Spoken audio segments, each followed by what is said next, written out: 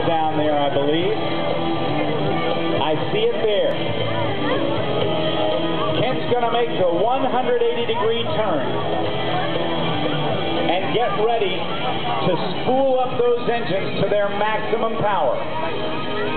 36,000 horsepower from these three J-34 jet engines. They were used to power the United States Navy's T-2 Buckeye jet trainer that served with the Navy through the 60s and 70s and in through the 80s. Now, they're on the back. Watch, ladies and gentlemen, straining at the brakes. Let's get ready to have a run. We're off.